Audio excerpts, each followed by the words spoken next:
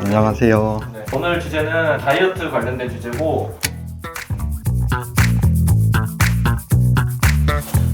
득이 될 수도 있고 실이 될 수도 있다고 생각은 하는데요. 일단 득일 수 있는 부분은 얼굴살이 너무 쪄가지고 뭐 이목구비가 다 파묻혀 있다 이러면 당연히 살이 빠지면은 이목구비가 좀 더 드러나면서 좀 나아질 수 있는 측면이 있다고 생각합니다. 근데 이제 실일 수 있는 부분은 얼굴살이 빠지면은 좀 나이가 든 얼굴이 돼가는 거거든요. 그래서 얼굴살이 예상치 못하게 너무 과도하게 빠지는 경우에는 소위 나이 들었다고 얘기를 하는 그런 얼굴이 될 수밖에 없는 게, 이제 우리가 축구공이 바람이 빵빵하게 채워져 있을 때는 매끈해 보이는데 바람 빠지면은 울퉁불퉁해지잖아요. 그런 것처럼 얼굴에서도 바람 빠진 축구공처럼 얼굴이 점점 굴곡이 생기고 예상치 못했던 이런 얼굴의 변화가 생기게 됩니다. 오히려 얼굴이 빵빵할 때 매끈해 보였던 얼굴들이 점점 굴곡지고 눈밑지방 주머니가 점점 눈에 띄고 눈물고랑도 점점 눈에 띄고 인디언 주름이라고 하는 이런 사선 모양의 굴곡이 점점 눈에 띄고 팔자도 점점 눈에 띄고 원하지 않는 부분이 더 살이 찐 것 같은 모양이 된다는 거죠. 예를 들어 팔자 옆에 이런 부분, 살은 오히려 빠지고 있는데도 이런 데가 점점 처지면서 거기에 이제 살들이 뭉치게 됩니다. 이런 데가 비어있고 여기가 이제 찌는 거거든요. 그러니까 이런 것들을 많은 분들이 얼굴살이 내가 쪄서 여기가 또 똥똥해졌구나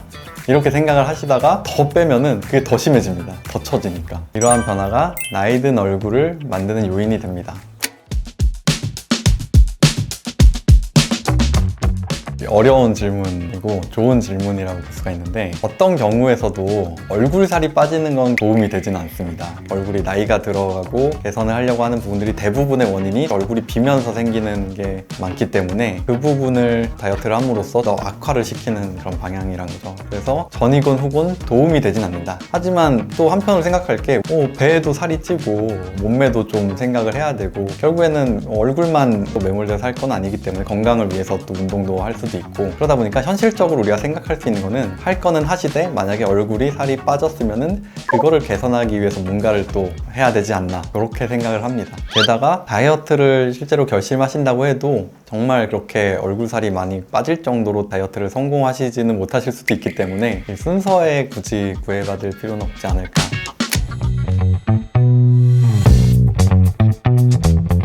결국에는 얼굴살이 빠지면 다시 재발이 되는 방향으로 가는 건 맞는데, 얼른 다시 리필을 해주기만 해도 눈밑 지방 재배치 재수술의 필요성을 낮출 수 있습니다. 리필이잖아요. 이 필하는 물질을 우리가 필러라고 부릅니다. 보통 우리나라에서는 이 히알루론산이라고 하는 재료를 이용한 필러만 필러라고 이렇게 딱 통칭해서 부르고는 있는 거고요. 사실 필러에는 히알루론산을 포함해서 그 외 뭐 콜라겐이 재료가 될 수도 있는 거고, 우리 몸에서 나온 지방을 이용한 필러도 있다는 거죠. 그걸 바로 생체 필러인 지방 이식이라는 수술을 통해서 필러로서 사용하고 있습니다.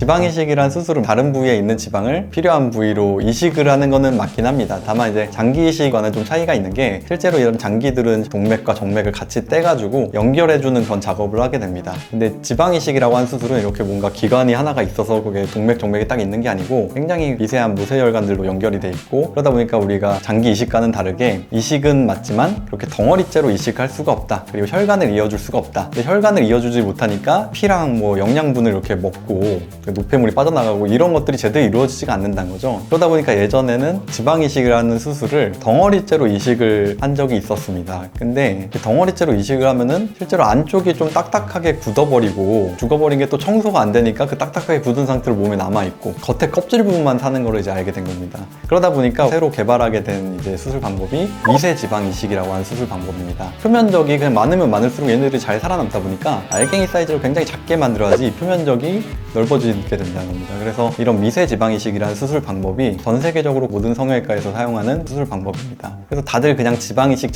이렇게 말은 하긴 하지만 괄호로 자가와 미세가 들어있다. 지방 흡입의 과정을 굉장히 소량을 이제 채취를 하는 거다. 그렇게 생각하시면 되겠습니다.